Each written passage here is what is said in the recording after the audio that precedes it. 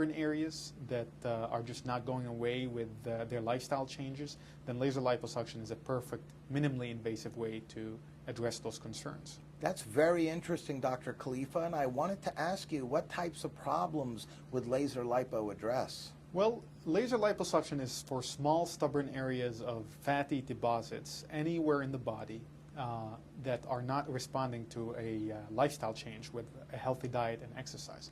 So this is not a substitute for weight loss. However, during a typical procedure, we're able to remove 2 to 3 pounds from an area that bothers the patient, and we can help them achieve their desired goals in body shape. So that's a great option based on what you just described here thus far, because you're talking about a non-invasive procedure as opposed to traditional liposuction. Minimally invasive. Minimally invasive. This is still a surgical procedure, and one has to seek a board-certified plastic surgeon to perform it. In the wrong hands, it can be dangerous. This is still considered a surgery, and all the precautions of a surgery are taken into account.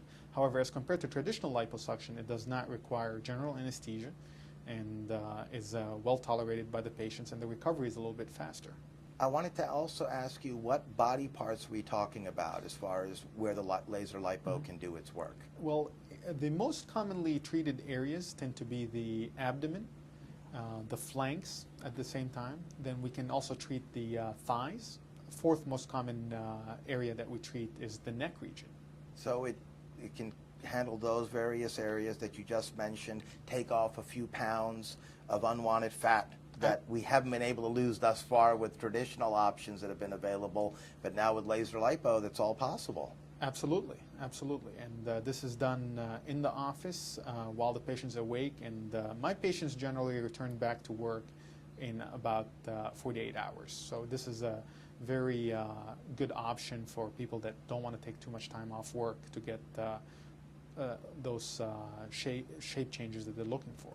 Talk about a very quick recovery time. Absolutely, and that's thanks to the increased hemostasis or blood control that the laser affords, and the fact that the laser lets us do this procedure through needle hole incisions. Now, I also wanted to ask you, for the folks watching out there, who would be a typical candidate for this particular treatment option? The typical candidate, or the ideal candidate for this procedure, is somebody that's already tried weight loss and has lost as much weight as they possibly can via exercise and lifestyle changes. And they come to me complaining of stubborn areas, just those last areas that they just can't seem to get rid of. And to me, that's the ideal candidate for this procedure, where we can help them achieve their desired shape. In general, this is not a weight loss operation, and so this is not for somebody trying to lose 20, 30 pounds. It's not a substitute for that, no doubt. I don't think anything is out there. Nothing is. It really comes down to eating right, proper exercise and diet, and then if you can't lose those few pounds, whether it be like you said in the thighs and the love handles and other areas, those hard to eliminate fat areas, then certainly this would be a great option to get rid of those. Sure, and this is basically sculpting the body into the last little bit of shape that the patient desires. Hence the name body contouring. Body contouring. Now, as far as results, you described them thus far as eliminating the unwanted fat from those hard-to-get areas, but what type of results are we looking at here, doctor? Well, I feel that laser liposuction gives outstanding results in targeted areas of body contouring. Typically, we're able to take down a waistline by several sizes. We're able to make people that want to fit into tighter jeans conform better and get into the clothing that they desire. As far as the neck is concerned, laser liposuction is a minimally invasive way to get rid of the double chin that many patients don't like without undergoing a traditional facelift. Well, you've described some of the results. I believe you have some before and after pictures from some patients that we can take a look at and see the results. Absolutely. In this first set of pictures, you can see a patient of mine that underwent lateral thigh liposuction. And this is commonly referred to as saddlebags that a lot of women do not like. And in this patient, we were able to remove those excessive fat deposits and give her the shape that she wanted. The second set of pictures shows another patient of mine who did not like her flanks. Despite numerous attempts at personal trainers and exercise, she was not able to get the slender hourglass shape that she was looking for. As you can see, she clearly is not a overweight patient. However, by undergoing laser liposuction, she was able to better contour her torso into the hourglass figure that she was looking for.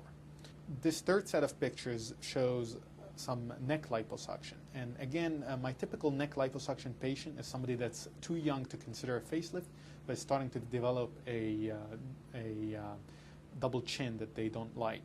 And with the laser liposuction, we're able to tighten the skin through minimal incisions, as well as remove the fat. And this gives this procedure its advantages over a more invasive procedure.